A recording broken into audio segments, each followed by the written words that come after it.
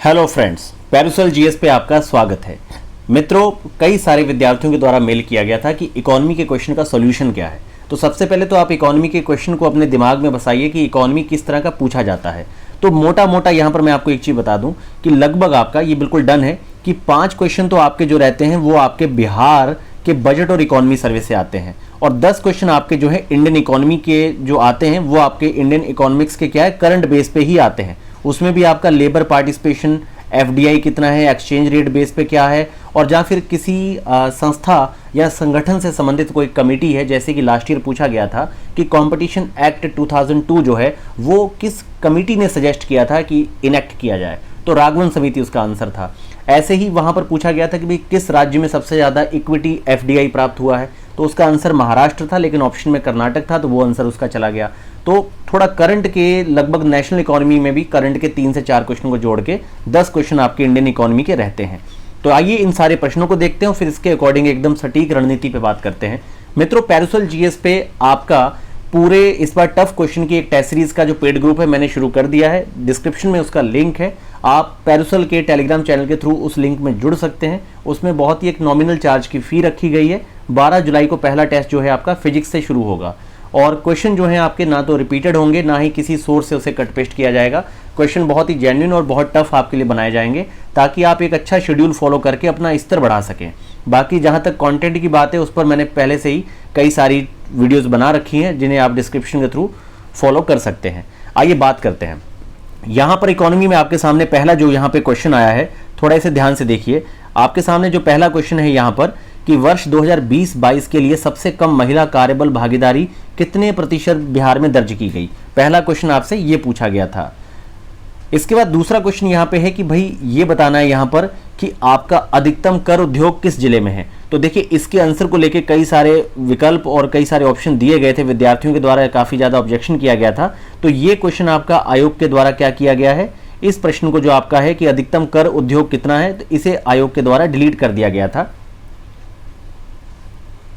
इसके बाद अगले क्वेश्चन पे चलते हैं। नेक्स्ट आपका क्वेश्चन ये है कि भाई बिहार में लिंग अनुपात में काफ़ी अच्छा सुधार हुआ है, तो नेशनल फैमिली हेल्थ सर्वे जो आपका 5th है, उसके अकॉर्डिंग 2015-16 से लेके 20-22 के फेज में इसमें कितना चेंजेस आया है।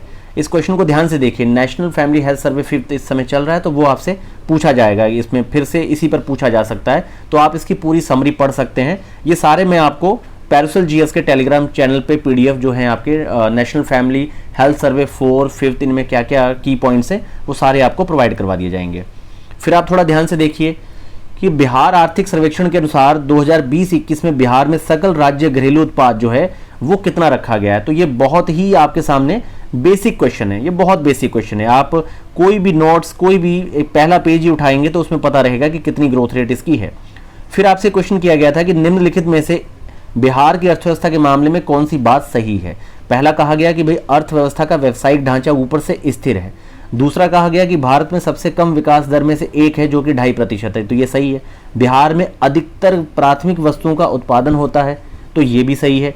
तो उपयुक्त में एक से अधिक विकल्प यहाँ पे आपके आंसर में सही थे। अभी हम प्रश्नों का मूल्यांकन कर रहे हैं, फिर इस पे कंटेंट और सही स्ट्रेटेजी की बात करेंगे। फिर प्रश्न है आपका, देखिए अब ये 5 क्वेश्चन तो बिहार के करंट के थे। अब नेशनल इकोनॉमी करंट के कैसे क्वेश्चन आते हैं, देखिए सारे ही करंट और अप्लाइड क्वेश्चन रहता है। इकोनॉमी 15 क्वेश्चन देता है, और ये 15 के 15 आप देखेंगे कि अप्लाइड, करंट या उसी तरह के रहते हैं आपके। जैसे कि पहला क्वेश्चन है कि भाई जो आपका स्पेशल इकोनॉमी जोन होते हैं, सैज होता है, उसके अधिनियम 2005 का उद्देश्य क्या है। पहला, आर्थिक गतिविधियों का उत्पादन, तो भाई इंडस्ट्री और नए सेटअप वहां पे किए जाते हैं, सही आंसर है। दूसरा है कि भाई वस्तु और सेवाओं को निर्यात, तो निर्यात को बढ़ावा देने के लिए सैज में काफ़ी सारी छूटें दी जाती हैं, जैसे कि कई सारे टैक्स, एक्साइज ड्यूटी को कट किया जाता है। रोजगार का निर्माण, तो पक्की बात है कि एम्प्लॉयमेंट यहाँ जनरेट होगा, तो यहाँ पर आपके तीनों ऑप्शन इसके सही होंगे। तो ये एक कॉमन क्वेश्चन था। फिर यहाँ पे प्रश्न देखिए कि कृषि विपणन प्रणाली में सुधार के लिए भारत सरकार द्वारा कौन से नीतिगत उपाय किए गए हैं। तो नीतिगत उपाय देखिए, पहला है कि भाई यहाँ पर सार्वजनिक वितरण प्रणाली जो पीडीएस सिस्टम है वो, तो ये बिल्कुल सही है। दूसरा है कि एमएसपी, जो कि एमएसपी पे खरीद करवाई जाती है कि किसानों की फसल का उन्हें उचित मूल्य मिल पाए। तीसरा है कि बफर स्टॉक, जो आपके फूड कॉर्पोरेशन ऑफ इंडिया के द्वारा बफर स्टॉक हर बार जो आपके धर्म कांटे लगाए जाते हैं, खरीद की जाती है गेहूं और धान की, तो ये तीनों में से कौन सा है। तो देखिए उपयुक्त में एक से अधिक विकल्प सही है, क्योंकि आपका एमएसपी और बफर स्टॉक का रखरखाव ये तो है ही, दोनों ऑप्शन आपके बी और सी, तो एक से अधिक डी ऑप्शन इसका सही जाएगा। ये भी एक कॉमन बेसिक क्वेश्चन था, अगर आप ये हल्का सा भी आपने कहीं पे पढ़ा होगा पीडीएस एमएसपी, तो उसमें आपने ये चीज़ देखी होगी कि ये तीनों ही चीज़ें की जाती हैं। अब किस नीति ने प्रतिस्पर्धा अधिनियम 2002 को अधिनियमित किया? देखिए, जितनी भी आपकी आरबीआई, एसबीआई, इकोनॉमी बेस की संस्थाएं हैं, नीति आयोग वगैरह, सिडबी, बहुत सारी चीज़ें हैं, जैसे कि ग्रामीण विकास बैंक, ऐसे ही जितनी भी बड़ी बड़ी संस्थाएं हैं, सेबी हो गया, सेल हो गया, आपके जितनी भी, और जो आपकी एमएनसीज हैं और कई सारे आपके महारत्न हैं, ये सब आपको पता होने चाहिए कि कौन से किन किन कमेटियों की अनुशंसाओं पर इनको गठित किया गया है, क्योंकि इस तरह का प्रश्न हर बार इकोनॉमी में पूछा जाता है। तो इसका आंसर आपका राघवन समिति है। आगे क्वेश्चन को देखिए। आगे एक सिंपल क्वेश्चन है कि आपको क्रांतियों को जोड़ देना है कि फर्टिलाइजर से कौन सी जुड़ी हुई है। फिर आपका क्वेश्चन है कि कौन सी पंचवर्षीय योजना मानव संसाधन विकास पर केंद्रित थी। ठीक, तो इस तरह के आपको एलिमिनेटिंग वाले ऑप्शन आ सकते हैं कि जिनमें से कोई आंसर ना हो। फिर आपका क्वेश्चन है कि भाई ये करंट का क्वेश्चन है, बिल्कुल करंट की किसी भी मैगजीन में अगर आपने पढ़ा होगा, एफडीआई का जो आर्टिकल होगा स्टेट वाइज, उसमें ये दे रखा होगा कि भाई उच्चतम प्रत्यक्ष विदेशी जो निवेश है आपका फॉरेन डायरेक्ट इन्वेस्टमेंट एफडीआई, उसकी इक्विटी के रूप में किस राज्य को प्राप्त हुआ है? तो ये इक्विटी के रूप में आपका महाराष्ट्र और फिर कर्नाटक फिर गोवा, आंसर बी है इसका। इसके बाद का क्वेश्चन देखिए, किस बजट में वित्त मंत्री ने उदारीकृत विनिमय दर प्रबंधन प्रणाली, मतलब लिबरलाइज्ड जो आपकी एक्सचेंज रेट मैनेजमेंट है, वो किस में शुरू किया गया था? 92 में शुरू किया गया था। सी आंसर होगा इसका। फिर आपका आंसर है, देखिए, पंचवर्षीय योजना के उद्देश्य में निम्नलिखित में से कौन से थे? देखिए, थोड़ा ध्यान दीजिए, यहाँ पर बहुत सिंपली इसको एलिमिनेट आप कर सकते हैं। आप देखेंगे लिटरेचर जैसी चीज पंचवर्षीय योजना में आपने कहीं पे पढ़ी है कि साहित्य को भी किया गया? तो ये नहीं था, क्योंकि जो फेज चला है पूरा पंचवर्षीय योजनाओं का, शुरुआत में ही आपने देखा होगा कि वहाँ पर दाल रोटी जैसी चीज़ों की समस्या हो रखी थी। कृषि को विकसित करना था, उद्योगों को विकसित करना था, हमारे पास मतलब आधार प्रदान करने वाले बहुत सारी कोर इंडस्ट्री हमारी यहाँ पे बिल्डअप नहीं थी, तो बहुत बेसिक चीज़ों पे ध्यान दिया जा रहा था। कहीं भी आपने लिटरेचर नहीं पढ़ा होगा, तो थोड़ा भी आपने यहाँ ध्यान दिया होगा तो लिटरेचर आपने एलिमिनेट किया होगा। अभी तक इकोनॉमी में 4 क्वेश्चन तो ऐसे हैं जो आप सिंपल कॉमन सेंस से सही कर सकते हैं, अगर आप उसमें हड़बड़ाए ना और थोड़ा दबाव ना लें पेपर का। इसके बाद देखिए, गरीबी रेखा को निर्धारित करने के लिए कौन सा संगठन सर्वेक्षण करता है? ये आपका एक कॉमन क्वेश्चन दिया गया था। भारत का व्यापार संतुलन माल और सेवाएं दिसंबर 2022 में कितनी थी? तो -11.98 अरब अमेरिकी डॉलर इसका आंसर था। ये यहाँ पर इनके आंसर्स नहीं, मैं आपको क्वेश्चन दिखाना चाहता हूँ कि थोड़ा सा आप ध्यान से देखिए कि ये सारे क्वेश्चन, ये पीडीएफ आपको यहाँ पर जो इसका हिंदी और इंग्लिश दोनों पीडीएफ है, ये पैरिसल जीएस के चैनल पे पड़ा है, आप वहाँ से इसको डाउनलोड करके इसका प्रिंट जरूर रखिए अपने पास। और बार बार जब भी आप कोई सेक्शन पढ़ते हैं, जैसे कि physics, chemistry, bio, economy, current affair, कम से कम 68 के आप वो उठा के 5, 7, 10, 15 जितने क्वेश्चन हैं उनको कम से कम 2 बार रिवाइज कीजिए और देखिए कि किस तरीके से आपने अपना इस तरफ बनाना है। तो देखिए मित्रों, यहाँ पर एक स्पष्ट बात होती है कि यहाँ पर इकोनॉमी को किस तरीके से लिया जाए। तो मैं मानता हूँ यहाँ इकोनॉमी पे बहुत हड़बड़ाना नहीं है। ये इकोनॉमी आपका पूरी तरह से आपका क्या है, करंट अफेयर बेस है। ये करंट अफेयर है, थोड़ा सा अप्लाइड है, जैसे कि अब आपका पुराना पूछा गया, जैसे कि पूछा गया कि भाई कंपटीशन कमीशन जो एक्ट है आपका 2002 किस कमेटी के बेस पे, ये हो गया करंट बेस। आपने देखा कि एफडीआई इक्विटी में पूछा गया, तो ये करंट में आपका आर्टिकल आया होगा। बाकी 5 क्वेश्चन तो सीधे सीधे बिहार के इकोनॉमी सर्वे और बजट से आते हैं, जो आपने उसकी समरी परफेक्शन आईएएस की काफ़ी अच्छी दे रखी है, और उसको बेसिकली जो भी आप करंट की कोई मैगजीन पढ़ेंगे वो भी बिहार के बजट इकोनॉमी सर्वे को कवर करेगा, चाहे आप एडुटेरिया पढ़ें, स्पीडी पढ़ें, वो लोग भी उसको बहुत अच्छे से कवर करेंगे। थोड़ा बिहार स्पेशल पे मैं कहूँगा कि आप स्पीडी पढ़ें तो ज़्यादा बेहतर रहेगा, थोड़ा डिटेल उसमें ज़्यादा अच्छी रहती है। तो आपने ये देखा कि लगभग यहाँ पर इस पूरे इकोनॉमी के सेक्शन में 4 क्वेश्चन तो ऐसे थे जिसमें आपने कुछ नहीं पढ़ना था। आपने इकोनॉमी अगर लूसेंट बेस भी पढ़ा हुआ है तो आप सिंपली एलिमिनेट कर सकते हैं, जैसे कि मैंने आपको क्वेश्चन सेज बताया था, उसके अलावा सेज था, या फिर साहित्य वाला ऑप्शन एलिमिनेट था, या फिर आपका सिंपली जो कृषि विपणन के लिए बफर स्टॉक और पीडीएस वाला क्वेश्चन था। ये 3 क्वेश्चन तो बहुत ही सीधे सिंपल थे।